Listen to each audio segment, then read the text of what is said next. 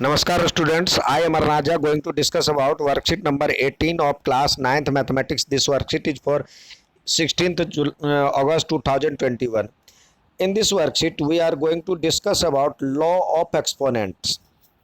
We have learned in previous class when the same number is multiplied repeatedly, we write in exponential form. That means 5 into 5 into 5 into 5 into 5 into 5 into 5.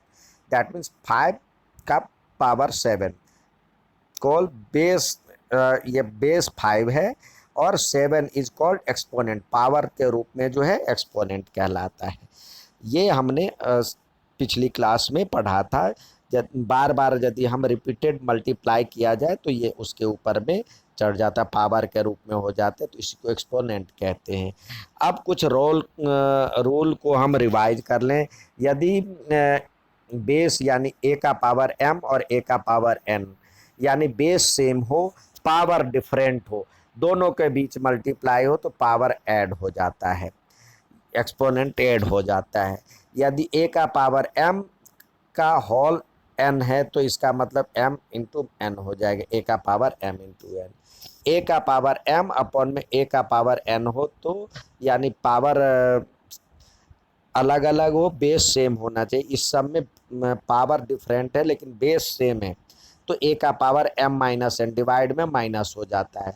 ए का power m b का power n, यानी यहाँ तक जो हमने पढ़ा था base same था और पावर अलग अलग था। यहाँ पे पावर अलग अलग है, बेस डिफरेंट है। तो बेस डिफरेंट है तो पावर अलग अलग है, पावर एक ही है और बेस डिफरेंट है, तो हम पावर को बाहर मतलब पावर के रूप में लिखेंगे और ए इंटू बी हो जाएगा, मल्टीप्लाई है तो ए इंटू बी। और ए का पावर 0 इजकल टू 5, दुनिया में किसी का भी पावर 0 हो तो उसका वैल्यू होता है 1, ठीक है। साथ ही ए का power we know that 1 by A का पावर एन यानी ए का पावर माइनस एन, क्योंकि हमने सीखा था 1 जो होता है ए का पावर जो होता है 0 होता है, और इस तरह से हमने पढ़ा था ए का पावर 0 जो हो जाएगा। यहाँ पे देखिए एक बार, यहाँ पे हम जब देखते हैं ए का पावर ये कैसे हुआ तो उसके बारे में यदि हम डिस्कस करें तो देखिए 1 है और ए का पावर एन है, तो हमने देखिए बताया था भी, इसका मतलब 1 है तो ए का पावर 0 है और ए का पावर एन है। अब बेस सेम है तो हम इसको लिख सकते हैं ए का पावर हम लिख सकते हैं 0 माइनस एन, 0 माइनस एन लिख सकते हैं। तो 0 माइनस एन यानी हो जाएगा ए का पावर माइनस एन, तो यही यहाँ पे फॉर्मूला आ गया। तो 1/3 का पावर 5 यानी 3 का पावर -5, -2 लगा हुआ पावर में तो 1/5 का पावर 2। अब आइए यहाँ पे देखिए सवाल हल करने के लिए दिए हैं तो करिए। 17 और 17 है तो बेस सेम है, पावर डिफरेंट है तो हम 17 का पावर 7 लिख सकते हैं। यहाँ पे बेस सेम है तो ये मतलब एक ही बेस है, और 2 और इंटू 7 करेंगे तो 2 7 जा 14। यहाँ हो जाएगा 9 का पावर 10 में से 9 का पावर 4 गया तो 10 में से 4 गया तो ये हो जाएगा 6।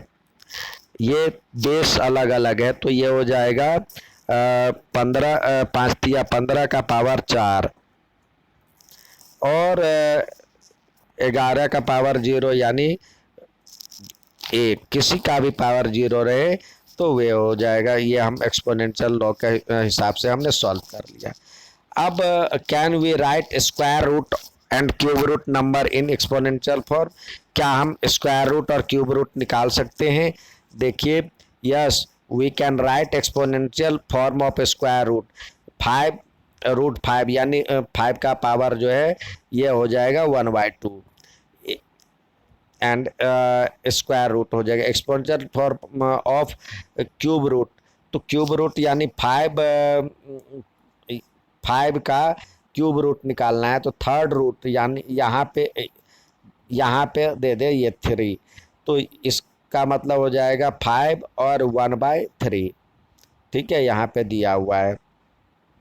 अब कह रहा है जो कि इसको भी हमें एक्सपोनेंशियल फॉर्म में लिखना है, तो ये हो जाएगा 7 रूट है तो ये 1/2, और ये 11 और ये हो जाएगा 1/3, ये हो जाएगा 5 का पावर 1/2 है और फिर है 3, तो ये हो जाएगा 5 का पावर 3/2।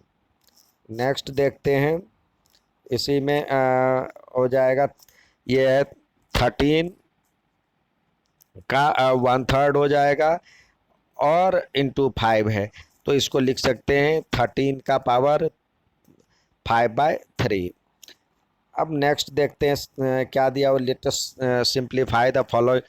अब ये दिया हुआ 4 का पावर 3/2 इन टू वे। 4 का अब या तो इस तरह सॉल्व करें तो ये हो जाएगा 2 का पावर 3/8, यानी पहले जो है थर्ड रूट को बाहर निकालिए 1/4 का स्क्वायर, तो यहाँ पे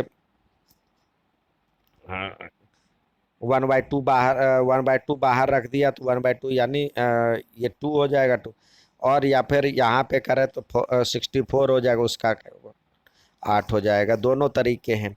अब more equation in the simplify some more questions, कुछ और क्वेश्चन को हम इस तरह से सॉल्व करने का प्रयास करें।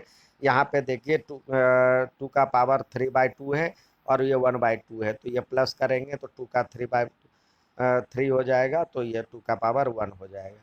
इसी तरह 3 का पावर 1/5 और का पावर 4, तो ये हो जाएगा 3 का पावर 5/4।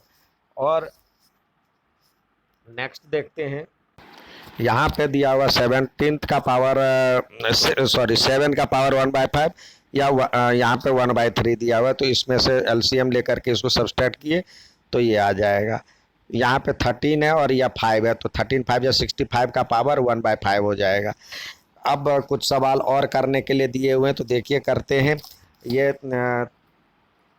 यहाँ पे देखिए इसको लिख सकते हैं 3 और ये 1/3 और प्लस 2/3, तो इसको ये हो जाएगा 3 और ये हो जाएगा 3/3 यानी 1, 3 का पावर 1 यानी 3।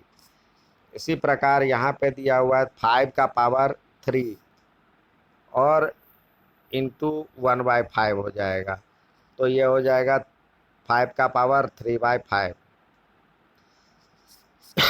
नेक्स्ट देखते हैं, यहाँ पे दिया हुआ है 5 का पावर 2/5, तो ये और अपॉन में 5 का पावर 1/5, तो ये हो जाएगा 2/5 में से 1/5 चला जाएगा, तो ये हो जाएगा 5 का पावर, एलसीएम लेंगे 5 और 2 - 1 यानी 5 का पावर 1/5 इधर बचा।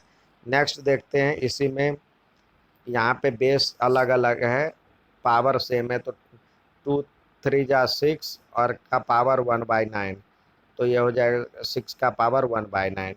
ये था आज का वर्कशीट। अच्छा लगे तो लाइक और सब्सक्राइब जरूर कीजिएगा। धन्यवाद।